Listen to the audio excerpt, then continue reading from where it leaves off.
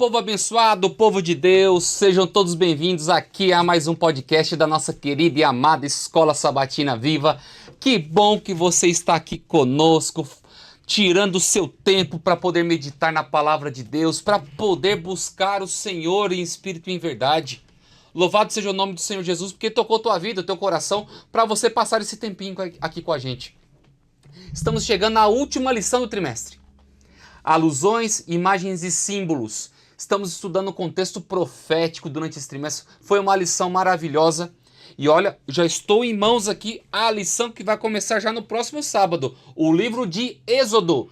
Você também não pode ficar sem ela. Teremos novos participantes. Vai ser uma lição maravilhosa em nome do Senhor Jesus. E olha lá, se você ainda não tem tua lição física, vai lá, entra no site da Casa Publicadora Brasileira, vai lá, você pode baixar o aplicativo da lição da Escola Sabatina e você terá o conteúdo dessa lição de uma forma tranquila e simples, aí na palma da sua mão ou através dela física, tá bom? Não fique sem ela, em nome do Senhor Jesus.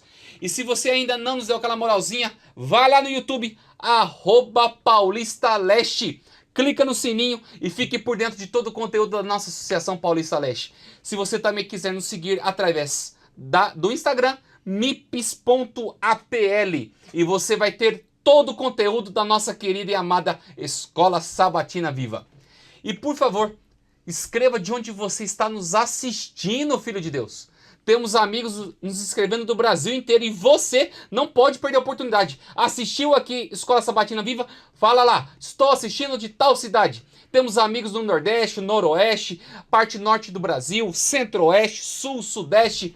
Temos amigos que estão nos assistindo do Japão, temos amigos da África, temos ali do continente europeu. Então, por favor, filho de Deus, se inscreva ali de onde você nos assiste, para nós mandarmos um abraço aí para você, tá bom? Temos aqui lição 13, estamos chegando, última lição, imagens do fim.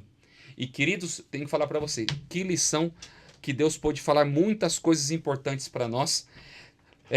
Está falando aqui na parte de Jonas, e eu quero pedir aqui a atenção dos nossos amigos e também para apresentar o nosso povo especial aqui. Temos aqui o pastor João Vitor, vindo lá do Itaim Paulista, novamente, esteve conosco na lição 7, 9, a 11, agora voltando para fechar este trimestre. Muito obrigado, pastor João Vitor, que Deus te abençoe, meu querido. Eu agradeço o convite, pastor Leonardo, prazer de estar falando aí para todas as nossas igrejas da Paulista Leste, e tem gente do mundo todo nos assistindo também. Que Deus nos abençoe no estudo de mais uma lição e possamos de fato relembrar que há um final feliz para todos nós. Amém.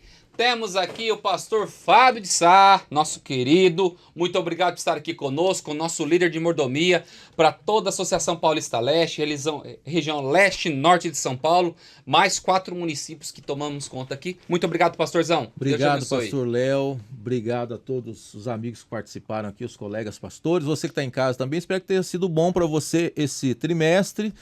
Olha, pastor Léo, 240 igrejas, hein, nessa região aqui. Zona Leste de São Paulo, região Leste de São Paulo, Zona Norte, os 4 municípios também. Eu acredito que pelo menos uma pessoa de cada igreja está assistindo. Se tiver pelo menos uma, já são 240 pessoas acompanhando esse momento aqui, fora os outros lugares também. Talvez você nem seja adventista ou cristão, mas está acompanhando, se deparou com isso. Que seja uma bênção para você esse estudo hoje também. E é com muita alegria que a gente está aqui, tá bom? Um abraço. Muito bem, e temos aqui diretamente lá de Salvador, pastor Eduardo Batista, mais conhecido como Dudu. Obrigado. Nosso líder de jovens lá da região leste baiana. Leste baiano. Eu vou começar hoje com um bordão da lição que eu faço todo dia. E aí, vamos estudar a lição? Isso aí! Desse jeitão aí. Agora é o seguinte, ó, eu quero confessar aqui que eu fui escravizado, irmãos. Orem por mim, que ó, 7, 8, 9, 10, 11, 12, 13... Se a salvação fosse pelas obras, mano, já tava passaporte carimbado já. Hein? Mas a gente tem que ajudar nisso, né? Brincadeiras à parte, mano, uma honra ter estado aqui participando desse projeto tão especial.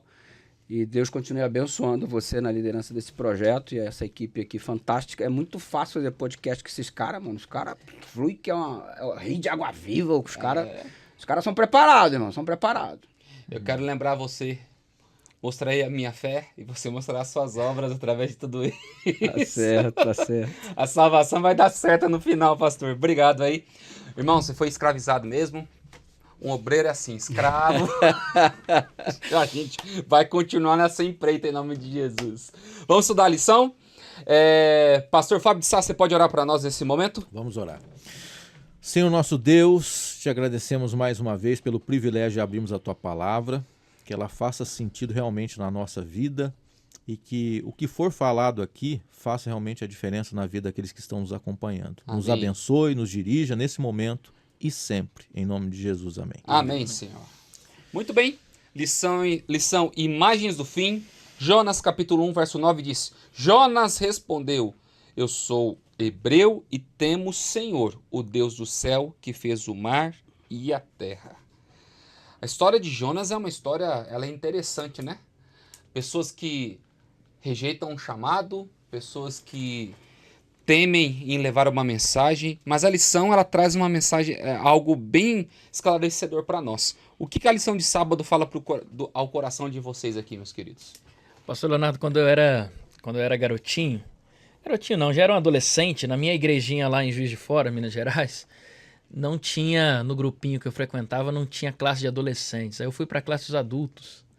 E aí tinha um professor de escola sabatina lá que falava assim, ó, dá uma olhadinha sempre nesse desenhozinho que tem na lição de sábado aí, que ela vai revelar bastante coisa. E eu tava vendo esse desenho que nós temos na lição 13, é um barquinho com um coraçãozinho na vela e como se estivesse voltando para casa. A lição desse trimestre como um todo mostra um povo de Deus que está caminhando de volta para a Terra Prometida. E que promessa maravilhosa a gente poder ver histórias como estudamos essa lição 13, a lição dessa semana, Jonas, a queda da Babilônia, a ascensão de Ciro, apresentando um povo que, apesar de tudo, está voltando para casa, está voltando para a Terra Prometida. Amém. Pastor Fábio? Pastor Leonardo, eu diria o seguinte, né? O tema da última lição é imagens do fim, mas a preocupação nossa não tem que estar exclusivamente ou foco nas imagens em si, né? Muita gente nesse período aí, eu falo isso com bons olhos para quem nos acompanha. Tem muita gente que fica preocupada ali, o que vai acontecer, isso, aquilo, cumprimento profético e detalhes, mas a nossa expectativa é estar preparado, focado em Jesus. As coisas são consequências naturais que vão acontecer de fato. Se a gente tiver essa conexão com Deus, eu acho que essas imagens aí se tornam apenas coadjuvantes diante do encontro que a gente vai ter com Jesus. Então, essa é a expectativa que a gente tem para essa lição de hoje e é essa mensagem que a gente começa deixando para você que está em casa aí também. E aí, pastor Dudu? Vamos lá. O fujão, né? Jonas, o fujão. E o pior é que o cara paga pra fugir, irmão. Comprou uma passagem pra Jope, de Jope pra Tarsis, gastou uma grana pra fugir de Deus. E olha, tem tanta gente aí fugindo de Deus e ainda gasta dinheiro com isso, né? Gasta dinheiro com coisas que vai te deixar distante do Senhor. Mas enfim, o que me chama muita atenção na história de Jonas, logo no início, não é simplesmente o fato que ele fugiu, mas é o fato de Deus ter ido atrás dele. E Deus usa porta-vozes, Deus usa pessoas, e assim como ele usou uma jumenta, ele usou profeta, usa quem preciso for para alcançar aquele que foge. Você percebe Deus usando o marinheiro do navio, o líder lá, o capitão do navio, né? Você olha, por exemplo, o capítulo 1 de Jonas, o versículo 6, cara, eu leio isso aqui e para mim não é o capitão falando, para mim é o próprio Deus falando para Jonas. Usando a boca do capitão, ele se aproximou do Jonas e disse assim: o que está acontecendo com você? A pergunta do cara: filho, o que está acontecendo contigo? Em outras palavras, tá fugindo por quê, cara? Tá fugindo por quê? Aí ele continuou falando assim: por que está acontecendo com você? Por que você está dormindo? Tem uma cidade prestes a ser destruída e você vem aqui dormir. Você está dormindo, a destruição está vindo aí, você está dormindo. Você precisa acordar. Ou seja, a conversa do capitão parece a conversa do próprio Deus com Jonas, esse Deus que vai atrás dele para tentar arrazoar, para que Jonas encontre o denominador comum da coerência e e viva a plenitude da vontade de Deus para a vida dele. E aí, me diz de onde é a tua terra. Qual que é a tua terra, irmão? Qual que é a tua pátria? Você está pensando a sua vida, né? Então, Jonas é chamado aqui pelo capitão do navio a um processo de consciência. Eu, pela fé aqui, contemplo o capitão do navio como porta-voz de Deus nesse momento para dar uma sacudida no Jonas. E eu espero que, se você, por acaso, está fugindo de Deus de alguma forma, do chamado que ele te faz, do propósito que ele te fez, da decisão que você precisa tomar, se você ainda não se entregou e tal, para de fugir, irmão, para de fugir, entrega teu caminho ao Senhor, confia nele que mais ele fará. E onde nós entramos no contexto do profeta relutante, né, na lição, que o próprio Jesus ele declara que foi maior do que Jonas, sabia o que estava acontecendo. Jonas, ele se tornou uma pessoa indisposta a querer ir até Nínive. Era o pessoal que maior concentração de ladrões, saqueadores, pessoas que faziam mal. Até as crianças parece que já eram corrompidas naquele local. Jonas olhou e falou: vou fazer o que nisso aqui? E às vezes nós encontramos o mesmo grupo de pessoas nos dias de hoje. Deus ele faz um chamado, fala assim: você tem que sair de onde você está, você tem que ir para lá, você tem que pregar. Você tem que pregar para tua família, você tem que pregar para os teus vizinhos, você tem que pregar dentro da academia onde você vai lá malhar. E a gente olha assim: não, comigo não, manda outro, Deus. O que a gente pode colocar sobre essa questão do profeta relutante? O Jonas, quando ele é questionado quem ele era ou de onde ele tinha vindo, aí nós temos o texto para decorar dessa semana, Jonas 1, verso 9, quando ele respondeu: eu sou hebreu e temo ao Senhor, o Deus do céu que fez o mar e a terra. É óbvio que ele está apontando para um Deus criador, para essa cena. E ele aponta para um Deus criador para chamar o povo daquele tipo de vida que eles estavam vivendo para se voltarem para o Criador. Não nos parece muito familiar essa linguagem com que a gente vê no Apocalipse, a mensagem que o povo de Deus tem que dar nos últimos tempos, dizendo: sai dela, povo meu, e adorem aquele que é criador do céu, da terra, do mar e tudo que neles há. É o chamado que Deus faz para nós hoje. Era uma obra muito parecida com o que Jonas tentou fazer ali quando ele exorta o povo de Nínive. É o chamado que Deus tem para nós para os tempos de hoje. Até a lição menciona o texto de Apocalipse 18, verso 4, mencionando o sai dela, povo meu. Então, há um chamado de Deus para mim e para você, para sermos esses que anunciam um Deus criador, para que esse povo saia, venha conhecer esse Deus criador que eu conheço e saia antes que venha o juízo que é iminente. Quando a gente estudou outras lições, outros temas aqui, foi mencionado inclusive sobre a questão da tipologia, né? O tipo de Jesus. E a gente às vezes olha essas histórias na Bíblia meio desconexas assim, mas quando Deus constrói essa estrutura bíblica, a gente pode perceber que inúmeras histórias apresentam a ação de Deus, de alguma maneira, representada na história de outros homens, né? A gente pode olhar para Nínive mais uma vez, para Jonas e ver algumas representações até do próprio Jonas ali, 3 dias na barriga do peixe, os 3 dias de Jesus. A gente começa a analisar algumas situações ali, né? Mas o foco que eu vejo é mais na gente. A mensagem de Jonas era uma mensagem impopular. Era uma mensagem ali que ele fugiu porque falou: olha, eu não estou afim de falar sobre isso, é uma mensagem que não vai tocar o coração deles. E se a gente traz para o nosso contexto hoje também, é uma mensagem impopular. Você falar da volta de Jesus, né, se torna zombaria hoje. E para Jonas ele falou assim: olha, eu não estou afim de me expor numa situação, homens que quando tem inimigos eles pegam como ganchos ali, levam para a morte, pegando como se fossem peixes. Eu vou atrás desses homens, sofrer por causa disso, uma mensagem totalmente impopular. Isso faz a gente analisar também que dentro do contexto de tipologia, né, de conexão conosco hoje, a nossa mensagem também não é popular. Mas isso não dá direito da gente fugir dessa mensagem. Deus tem um chamado para nós e a gente tem que se focar nisso. É o desafio que a gente tem.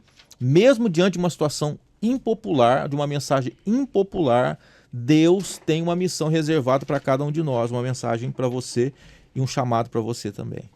Me chama muito a atenção a a barbárie cometida pelo povo assírio, né? Historicamente falando. A gente tenta contextualizar e percebe que Nínive é a capital da Assíria. A Síria é um exército, uma nação que causava medo, espanto em todas as outras nações. Se fosse anunciado nessa época do apogeu da Síria, a Síria está vindo sobre nós, irmão, agora ninguém dorme mais, porque os caras eram bárbaros. Historicamente, eles são conhecidos como uma das civilizações mais violentas que já existiram sobre a face da Terra. O pastor citou do gancho sendo puxado. Eles também decapitavam os prisioneiros e com os crânios construíam muros na cidade. Haviam muros de crânios humanos dos prisioneiros da batalha. Eles arrancavam a pele do indivíduo quando ele estava vivo ainda e com a pele forrava as paredes do templo do principal deus adorado na cidade de Nínive. Então o templo deste deus era forrado por peles humanas. E eles são os responsáveis também pela execução, que eles introduziam uma lança no ânus do indivíduo, atravessava todo o tórax para sair pela boca e colocava o cidadão espetado. Os assírios são os inventores da cruz como objeto de tortura. A cruz praticada pelos romanos como método de punição foi um método de punição historicamente idealizado pelos assírios. Então os caras eram bárbaros. E Jonas olhou para esses caras e falou assim, esses caras não têm perdão pelos que eles fazem. Esses caras não têm jeito, esses caras não têm solução. E o que me chama a atenção aqui é só o seguinte, eu não tenho o direito de dizer que alguém não tem jeito. Eu não tenho o direito de dizer que alguém não tem remissão, alguém tem perdão. Eu não tenho esse direito. Eu não sou legislador do perdão de Deus. Não sou eu que decido quem Deus vai perdoar, quem Deus não vai. Eu não tenho esse direito. Eu não sou porteiro do céu para dizer quem vai entrar, quem vai sair. E Jonas, como profeta de Deus, ele não tinha esse direito. Ele estava exercendo um direito arbitrário por um posicionamento pessoal. Eu não gosto dessa gente, então eu não quero que essa gente receba o perdão, eu não quero que essa gente seja... Eles não são merecedores disso. E Jonas se posiciona de um modo que nós devíamos vigiar, porque eu também não sou porteiro do céu. Eu não determino quem é joio, quem é trigo, eu não determino quem entra, quem sai. E esse processo de constante julgamento que a gente fica no nosso exercício do cotidiano fazendo em relação às pessoas, isso não é a vontade de Deus para a nossa vida. A gente julga o povo o tempo todo se esquecendo da declaração clara de Jesus. Não julgueis para que não sejais julgados. Um dia nós julgaremos. Um dia eu terei a possibilidade de ser legislador. Mas eu não vou ser a pessoa que eu sou hoje, injusta. Eu não vou ser o pecador que eu sou hoje. Eu vou estar lá no céu durante 1 milênio, tendo sido já transformado, glorificado, com meu caráter perfeito. Eu estarei lá e meu julgamento será apenas a constatação de que o que Deus fez realmente é digno de ser aplaudido pelo universo. Então, é um julgamento apenas para falar, Senhor, valeu, ó, o senhor arrebentou, ninguém faz igual o senhor mesmo, não. O senhor é o justo juiz. Comprobatório. Comprobatório. Então, mano, o que você percebe Jonas fazendo é uma advertência violentíssima pra gente, que o tempo todo julga as pessoas. A gente precisa abrir os olhos para isso. Porque Deus está chamando a gente para pregar toda a nação, tribo, língua e povo. É para não deixar ninguém de fora. Ninguém de fora. E a gente precisa se preocupar com isso. Esses dias, pastor Leonardo, eu estava lendo na minha devoção pela manhã, quando Jesus ele conta a parábola da pesca, que a pessoa vai lá, pesca e pesca peixe bom e peixe ruim. Quantas vezes nós, como pastores, a gente se depara com alguém dentro da igreja dizendo assim, pastor, mas esse aqui não está pronto. Não, esse aqui não deve. Esse aqui ainda não está na hora. E cabe a nós esse julgamento? O pastor Eduardo está falando que agora, poxa, o meu papel como cristão é ser apenas alguém que conclama o povo para o arrependimento. Até a lição da segunda fala sobre isso. É pregar sobre uma obra de arrependimento e ponto final. É o meu papel ir lá e anunciar. Agora, quanto à decisão das pessoas, o que elas vão fazer depois, se elas estão prontas ou não, esse é um papel, até Jesus fala quando dá a explicação das parábolas do joio e do trigo, essa da pesca, ele diz assim, ó, esse é um papel que vai ser determinado quando Jesus voltar, no tempo do fim, não é para nós hoje. Não cabe julgamento a nós nesse contexto. Agora, uma outra questão sobre a obra do arrependimento, que a gente deve pregar o arrependimento, é que você vê num mundo atual uma obra de pregação muito grande falando sobre um Jesus que te aceita e que te abraça e que de fato é uma verdade, mas uma verdade parte apenas dela. Porque há um Jesus que te aceita e que te ama do jeito que você está, mas é um Jesus que confronta a tua vida, que vai te levar para uma mudança, e mudança radical, uma obra de arrependimento. E se não houver arrependimento, o juízo virá em algum momento para aqueles que não se arrependem e não mudam. Então, por mais que isso seja incômodo, o pastor Fábio disse aqui, olha, há uma pregação impopular. E pregar hoje sobre obra de arrependimento é impopular. Para o mundo religioso que a gente vê ao nosso redor, é impopular. Mas é o nosso dever pregar uma obra de arrependimento, uma obra de conversão e de mudança. Em não havendo, há um contexto de juízo sendo preparado para esses que não mudarem, que não se arrependerem. Eu olho a lição e principalmente a vida de Jonas, eu não vi na Bíblia um pregador que foi igual Jonas, que passou 40 dias pregando e uma cidade inteira se converteu. Espetacular o resultado do cara, né? Ia pra Sim. conferência geral, né? 100% de aproveitamento E o do detalhe cara. disso que você tá falando é o seguinte, o cara pregou com má vontade, irmão. Nem Ele foi na rua e falou, ei, não teve apelo não. Ele só fez o comunicado, daqui a 40 dias e Nínive será subvertida. E tipo assim, só faltou falar, bem feito, quero que vocês se explodam. O cara, mano, ele pregou de má vontade, ele pregou quando na verdade ele não queria estar pregando. E Deus ainda usou o cara pra converter uma cidade inteira, mano. Inteira. E aonde você olha a história, que nem Sodoma e Gomorra. Não houve a oportunidade de pregação como houve para Nínive. Porque Deus já havia lançado o anátema sobre essa situação. Agora você olha, Sodoma e Gomorra salvou-se uma família. Aqui salvou uma nação inteira. Aí você cai para a situação. Se Abraão não fosse lá tirar a família de lá, tinham morrido também. Deus mandou Jonas para poder converter uma nação inteira. O aproveitamento que ele teve nessa situação. E Deus deu uma lição tão grande para Jonas que até quando a gente vai de má vontade, as coisas vão acontecer para Deus. Porque o querer efetuar é do Senhor. Até tem uma frase que o povo diz, né? Quando Deus quer, até o diabo obedece. Então não tem o que fazer. Nessa história, pastor Leonardo, eu vejo assim, né? Deus está no controle da macro história, né? Do universo. Sim. Só que ele está no controle também da micro história, da minha história, da sua vida, da minha vida. E a gente olha a salvação e a graça de Deus por Nínive, mas ao mesmo tempo a gente olha a graça e salvação de Deus por Jonas. Olha só, talvez nós estejamos, quem está acompanhando aqui, e nós aqui, mais numa condição hoje de Jonas do que Nínive. Talvez. Porque somos pregadores, porque temos uma mensagem para pregar, e Nínive lá fora tal. Só que olha a misericórdia que Deus usou um combo ali, diríamos assim, né? Ele ao mesmo tempo que salvou Nínive, ele salvou Jonas também. E quantas vezes a gente não foge da missão, né? Algumas vezes na vida existem pessoas que estão acompanhando aí que, quem sabe, estão distantes de Deus, estão fora dos caminhos de Deus. Deus falando assim, ó, vem cá, vem aqui que eu quero te usar, eu tenho um plano para tua vida, eu quero te resgatar. Daí Jonas, não, eu vou me jogar na água aqui, vou morrer. Não, ele mandou um peixe para salvar o homem ali.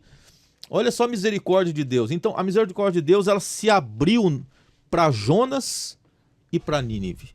Então, a misericórdia de Deus se abre para nós hoje também, que às vezes fugimos dos planos de Deus, que devemos ser mensageiros, que erramos, que tomamos decisões equivocadas, e Deus dá mais uma chance para Nínive e para nós também. E aonde nós entramos na lição de essa parte do arrependimento de segunda e a parte de terça-feira, você vê uma cidade se arrependendo, um rei se arrependendo, vivendo os princípios agora que Deus havia dado, e você vê agora um cara que sucede após o reinado assírio, ali a parte de Nínive. Você vê Nabucodonosor, ele conhece e declara o Deus de Daniel, mas você vê Belsazar zombando de tudo aquilo que foi feito no passado. Um homem que, da forma como Nabucodonosor levantou uma estátua, não dando ouvidos ao Deus de Israel, do povo que ele havia escravizado, agora Belsazar, ele vai, pega os utensílios sagrados e começa a profanar aquilo que era sagrado, mesmo recebendo uma mensagem de advertência de Daniel. E como que a gente olha esse banquete de Belsazar? Hoje, as pessoas, infelizmente, ao invés de ouvir os cuidados de Deus, estão profanando uma mensagem que é santa. Olha, é difícil a gente falar. Nós somos pastores. Hoje, você falar que é pastor em determinado lugar, a pessoa vai zombar, vai escarnecer da tua cara. Porque o nome de Deus virou uma comercialização. E é difícil a gente parar pra gente refletir nisso, porque a gente não quer aceitar de uma forma clara isso. Mas, infelizmente, hoje vive até um slogan no mundo dos crentes. Pequenas igrejas e grandes negócios. Aí você vai levar uma mensagem de advertência, o cara olha pra você e fala, não. Eu quero ouvir outra coisa, porque você é pago pra isso. Belsazar, ele sabia quem era o Deus. Sabia a origem de tudo isso. Qual que é o perigo aqui do reinado de Belsazar? Que lição que traz isso para nós nos dias de hoje? De advertência para os nossos alunos, nossos professores, que é tão importante para nós. Mano, eu me lembro aqui do texto de Amós 3,7, que Deus não faz coisa alguma sem primeiro revelar seu segredo aos seus servos, os profetas. Em outras palavras, Deus avisa. Deus avisa. Se você observar, 150 anos antes ele avisou por intermédio de Isaías, capítulo 21. 50 anos antes ele avisou por intermédio de Jeremias, capítulo 51.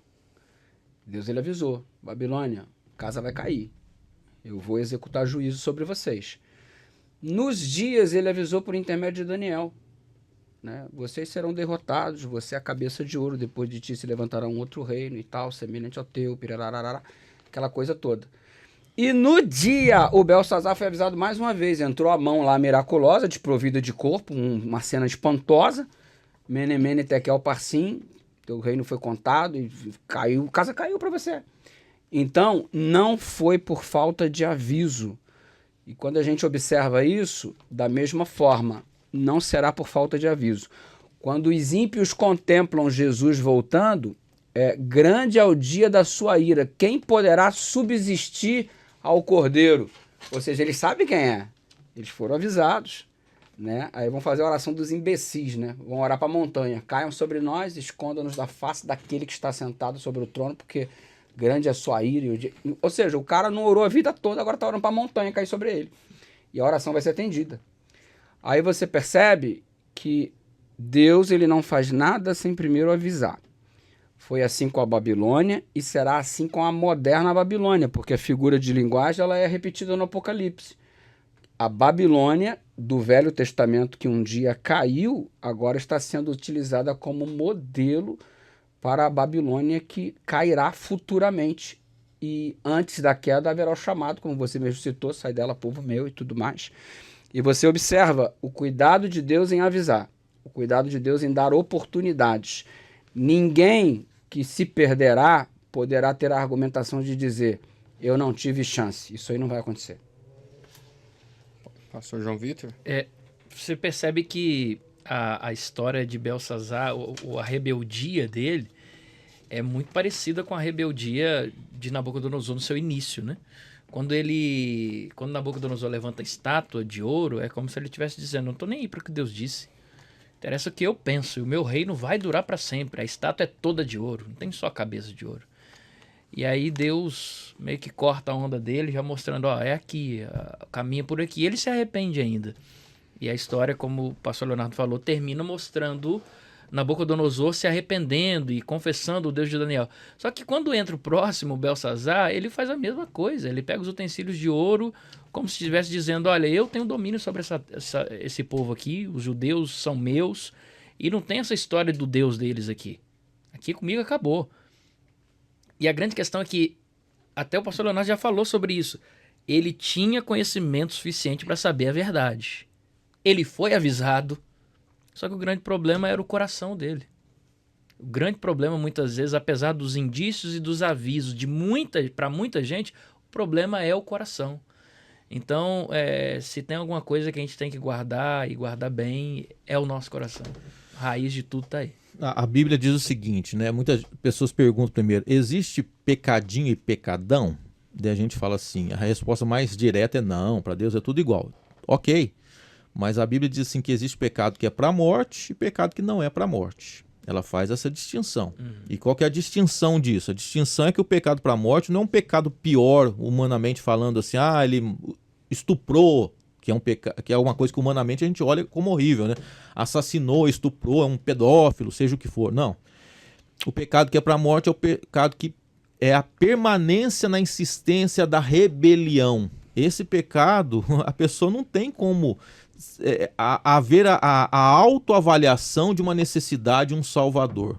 E é isso que aconteceu com Belsazar. Ele foi rebelde, pecado para a morte. Ele sabia, e Deus foi insistindo, trabalhando com ele, até que ele não quis. A gente vê exemplos na Bíblia, como Manassés, por exemplo. Manassés foi um rei, que teoricamente deveria ser um rei de Deus. Ele fez coisas absurdas, matou o filho dele, ofereceu para a imagem de adoração o filho, e aí vai. Mas ele reconheceu, se humilhou diante de Deus. Então a diferença está aí. Belsazar não. Deus falou assim, olha, chegou no limite, meu amigo. Você tem que entender que eu sou Deus e que você é uma pessoa rebelde que se acha superior ao próprio Deus. E Deus coloca então um ponto final nessa história. Mas a grande questão ali, que eu analiso na história de Belsazar, é a rebeldia dele diante de uma situação como essa. E é onde nós entramos aí na parte de quarta-feira, que vai acontecendo tudo isso, né? O secamento do Eufrates.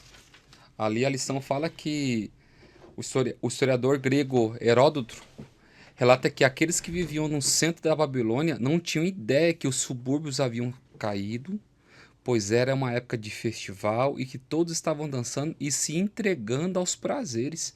E é no momento que a gente menos imagina, as coisas acontecem. Nós somos pegos de surpresa na vida com algumas situações assim, como também aquela dinastia caiu, se quebrou no momento menos esperado. No momento de festas, veio lá os medos, os persas, tomaram conta, não houve guerra, conseguiram tomar de uma forma, vamos dizer, muito tranquila. E aonde acabou se perdendo toda aquela situação, perder todo o poder naquele período. Assim também, como no tempo de Babilônia, como para os medos, os persas, houve, como o pastor Eduardo disse, Deus ele avisou que aconteceria. Às vezes nós não acreditamos nos avisos de Deus. Como que essa parte do Eufrates, e principalmente a gente já indo para a parte de quinta-feira, Ciro, o ungido, nós podemos colocar em prática aqui no contexto da história e principalmente da vida de um cristão. Ciro ele foi instrumento de Deus para a execução da sua palavra, né? Uhum. Quando ele anunciou, por intermédio de Daniel, que depois de ti se levantaria um outro reino, Ciro faz a fenomenal ação de unir os medos e os persas, e eles invadem a indestrutível Babilônia através de uma técnica maravilhosa. O indivíduo estrategista de guerra analisou o que havia sido feito anteriormente por Nitócrates, se não me falha a memória, que já havia desviado o rio para um pântano para a realização de uma atividade na Babilônia, e ele falou, então é possível. E ele enxergou, ninguém é tão forte que não tenha nenhum ponto de vulnerabilidade. Às vezes a gente se acha o top, o máximo, mas todos nós temos o nosso ponto de vulnerabilidade, por onde aquele que deseja nos conquistar tem acesso. A gente precisa ser vigilante nesse sentido. E a maioria dos historiadores dizem que isso aí aconteceu no dia 12 de outubro de 539 a.C., dia da queda da Babilônia. O cumprimento da palavra de Deus deste modo extraordinário, Ciro sendo usado como instrumento para a execução da vontade divina. E aí você começa a juntar um monte de coisas que os colegas vão citar a respeito de Ciro, razão pela qual ele é caracterizado como ungido, né? Você pega essa história onde o rio Eufrates ele é desviado, e você percebe Ciro como um cara, o pastor Eduardo falou, estrategista demais. E ele, quando ele consegue esse sucesso, ele consegue marchar com suas tropas sob o muro de maneira tranquila, vai invadindo de maneira sorrateira e tomou Babilônia. E o paralelo que a lição nos traz aqui na quarta-feira é que Jesus ele também vai tomar Babilônia de surpresa no tempo do fim. E tal qual Ciro, ele foi considerado até por um costume dos persas, né, era chamar de rei dos reis, ou o grande rei. Jesus Cristo também será o rei dos reis, o grande rei que conquista a Babilônia, toma aquele lugar e se torna o soberano, né? Então é muito bonito enxergar esses paralelos nessa história bíblica aqui. Eu acho que a gente pode tirar várias lições dessa história, desse momento aqui. Pastor Leonardo, quando a gente fala em religião, é uma coisa, religiosidade, a gente tem a tendência do quê? Se a gente não tem a Cristo, a gente só tem religiosidade, a gente pensa assim, trabalhei 30 anos para Deus, eu mereço alguma coisa, né? É como se fosse um salário no final do mês. Então assim, eu faço e acontece. O ser humano é um pouco assim, eu faço e tenho um resultado. Eu trabalhei, eu tenho um pagamento. Eu fiz para Deus, eu mereço. Ciro era pagão. Ciro era um homem que, de fato, ele não tinha uma relação direta com Deus e Deus usou. Isso mostra assim que não existe pedigree, né? Não existe sobrenome, não existe melhor ou pior. E ele vai além, ainda chama Ciro de o ungido dele. Alguém que foi abençoado para ele para executar determinada coisa. Então a gente vê maravilhosamente a ação de Deus de uma maneira profunda para salvar e também para trazer juízo. Deus usa como Ele quer, da maneira como Ele quer, e nessa história é impressionante a forma como Deus trabalhou, impressionantemente. E aonde nós entramos na parte final da nossa lição, qual mensagem que vocês deixariam para os nossos queridos, nossos alunos, sobre tudo que a gente aprendeu nesse trimestre, ou nessa mensagem principal final da lição 13? Deus, ele tem um papel para cada um de nós, né? Não adianta a gente fugir. Ele vai atrás da gente e vai colocar a missão dele no nosso coração. O meu recado final vai basear no início da lição. Questão relacionada a Jonas mais uma vez. Ele termina a história dele no capítulo 4 ali, e ele está chateado, ele está aborrecido, porque houve uma conversão em massa, a cidade inteira se rendeu. E Deus aproveita a circunstância para lhe dar uma grande lição. Ele está descansando, cansado, exausto, embaixo de uma boboreira, que misteriosamente morre sendo devorada por um verme. E o Jonas fica enfurecidíssimo. Ele se levanta porque ele não concebe a ideia de que a planta morreu. Eu até fico mexendo com a minha esposa às vezes quando eu falo sobre esse negócio, dessa história. Eu falo, você tá vendo? Fica dando mais valor à planta do que a mim. Que ela gosta muito de plantas e tal. E assim, nada contra você se preocupar com a planta. Nada contra você se preocupar com o ecossistema. Hoje existe uma indústria girando em torno dos pets. Nada contra você se preocupar com o seu cachorro. Eu também tenho 2.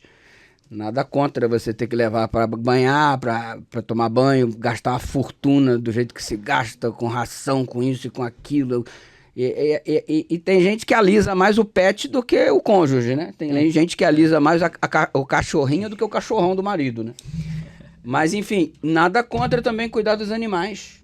Nada contra. É recomendação divina, inclusive, bíblica, cuidarmos dos animais. Cuidar da natureza. Mas no momento em que eu coloco estas coisas, animais, a gente vê tanta defesa pelos animais, né? Todo mundo se voltando para salvar os animais, beleza. Mas como é que eu valorizo tanto uma planta e eu não estou me importando com a salvação de uma cidade, de um povo? Né? Como é que eu estou valorizando mais coisas do que pessoas? E Jonas estava muito fora da casinha. E Deus, nesse momento, traz ele para o ponto de equilíbrio. Irmão, vamos se preocupar com essas coisas aí também, mas vamos nos preocupar com o que é a prioridade. A gente tem que salvar o povo. A história da humanidade mostra que reis e reinos vêm e vão. Essa semana a gente viu que a Síria passou, Babilônia passou, o reino Medo-Persa passou e vários outros passaram. Todos eles tiveram seu momento de ascensão e queda. O único reino eterno é o reino de Jesus. Portanto, se tem um reino que eu preciso me apegar, é o reino de Deus. E é bom saber que o reino de Deus não é um lugar. O reino de Deus é o relacionamento com o rei. e que a gente possa se apegar a essa verdade. Eu preciso ter relacionamento com o rei desse reino, porque é o único reino que é eterno. Amém. O tema geral da lição foi alusões, imagens e símbolos, né? Tem gente que vai para o céu sem conhecer um símbolo da profecia. Então, por que estudar profecia? A gente estuda profecia não porque a profecia salva, mas para a gente ver que existe evidência e existe verdade naquilo que a Bíblia diz. A profecia é uma confirmação do que a Bíblia diz.